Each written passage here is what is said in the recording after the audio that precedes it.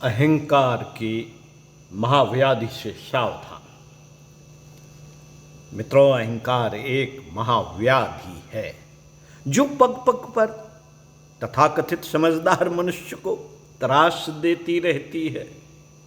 सामान्यतः व्यक्ति को एहसास ही नहीं हो पाता कि वह अहंकार की माया के पाश में जकड़ा हुआ है और इसकी किश्ती में सवार होकर व्यक्ति जीवन की मझधार में इतराता फिरता है और अपने से नीचे के व्यक्तियों का उपहास व्यंग उड़ाने से लेकर उन्हें हेय दृष्टि से देखने की धृष्टता कर रहा होता। इस बात से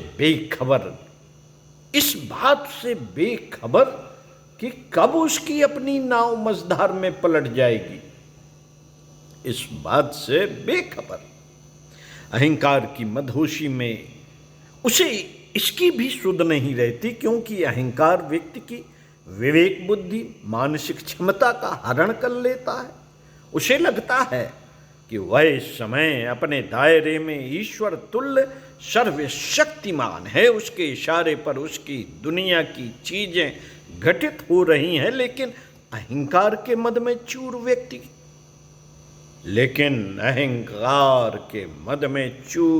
व्यक्ति को अपने पैर के नीचे की जमीन का बोध नहीं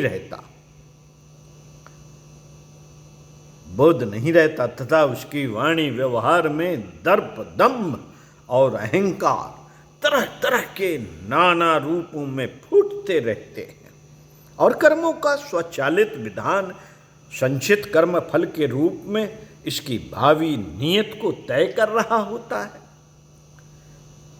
तब तक तो कर्म प्रारब्ध का रूप लेकर परिपक्व हो जाते हैं और काफी देर हो चुकी होती है। अतः अहंकार रूपी महाव्याधि से समय रहते सावधान रहने की आवश्यकता है। इसके सर्वग्रासी एवं पतनकारी स्वरूप को समझते हुए इसके नियमन के प्रयास अभीष्ट हैं, जो अपने चिंतन चरित्र से लेकर वाणी व्यवहार में आजमाए जा सकते हैं, लेकिन माया के पास में आबद्ध जीवात्मा सामान्यतया इसके खेल को समझ नहीं पाती। शेखी बगाड़ने से लेकर आत्ममुग्धता एवं तानाशाही रवैये के रूप में अहंकारी की दर्पदंभ का नग्न नृत्य देखा जा सकता है। हीनता, आत्मदया एवं स्वयं से घृणा के रूप में भी इसे ही छद्म रूप में सक्रिय देखा जा सकता है। निश्चित रूप से धन, सत्ता, शक्ति एवं बड़ी उपलब्धि आने पर किसी को भी अहंकार होना स्वाभाविक है। बड़े बड़े शूरमाओं, त्यागी, तपस्वियों को इसके चक्रव्यूह में फंसते देखा जाता है, फिर सामान्य व्यक्ति की तो बिसात ही क्या। समझदार वही है जो इसके बंधनकारी स्वरूप को समझ पाते हैं, वह इसके निम्नगामी प्रभाव को संभाल पाते हैं, अपना होश बनाए रखते हैं, अपनी क्षमता को बरकरार रख पाते हैं और हर परिस्थिति में अपनी विवेक बुद्धि से काम लेते हैं। लोक व्यवहार में कोई भी व्यक्ति अहंकारी का सम्मान नहीं करता। सभी ऐसे व्यक्ति से बचते फिरते हैं, दूर भागते हैं। परिस्थितिवश मजबूरन उनके साथ व्यवहार करना पड़े तो शिष्टाचारवश उनके आगे सिर झुकाते हैं, लेकिन पीठ पीछे उनका वह आदर नहीं होता, उनका आदर नहीं रहता, क्योंकि व्यक्ति की अंतरात्मा एक अहंकारी व्यक्ति की क्षुद्रता के सामने श्रद्धान्वित नहीं हो सकती। और अध्यात्म क्षेत्र में तो इसका विधान और भी स्पष्ट एवं कठोर है। अध्यात्म क्षेत्र में अहंकार को भयंकर व्याधि माना गया है। जब तक व्यक्ति में अहंकार का लेश मात्र भी शेष है, अध्यात्म के साम्राज्य में उसका प्रवेश नहीं होता। गीता में भगवान कृष्ण का उपदेश तब प्रस्फुटित होता है जब अर्जुन शरणागत स्थिति में हाथ जोड़कर एक जिज्ञासु के भाव से सामने खड़े होते हैं। अपने छात्र बल के अहंकार को त्याग कर एक भक्त शिष्य की मनोभूमि में ईश्वरीय वाणी को सुनने के लिए तैयार होते हैं।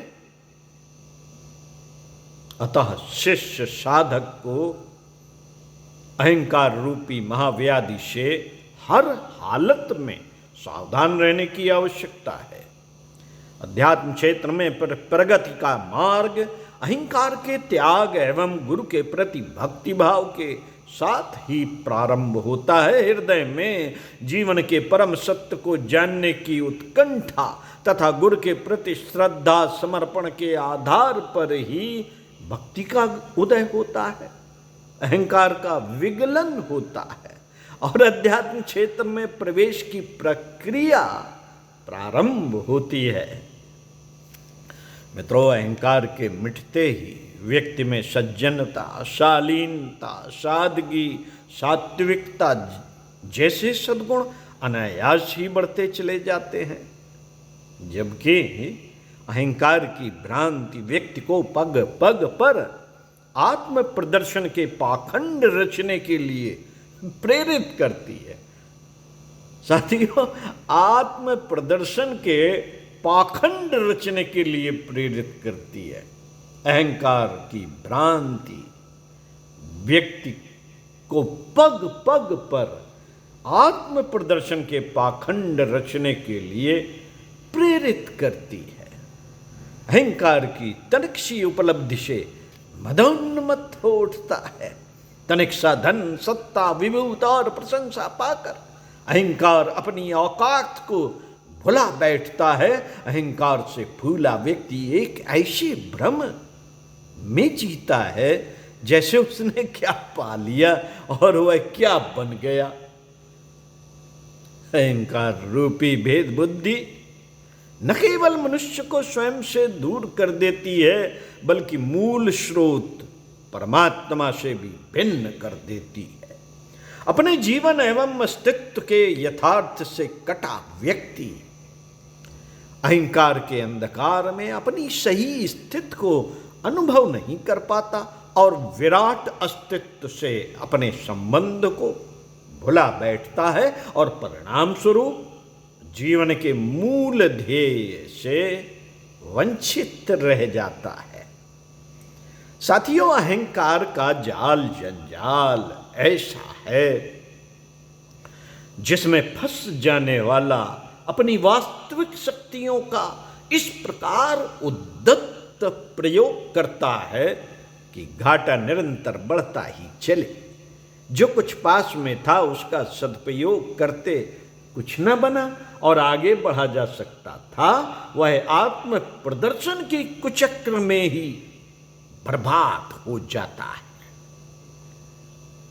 अहंकारी हर दृष्टि से घाटा ही घाटा उठाता है, हर दृष्टि से घाटा ही घाटा उठाता है। इस तरह मनुष्य के विनाश का सबसे प्रबल कारण अहंकार ही है और यह भगवान के सबसे अप्रिय गुणों में से एक है। फिर भी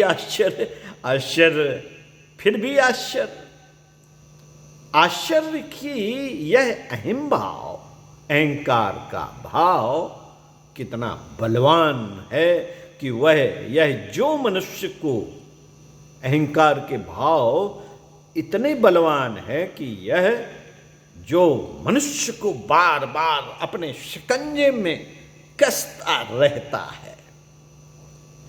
इसके बचाव का एक ही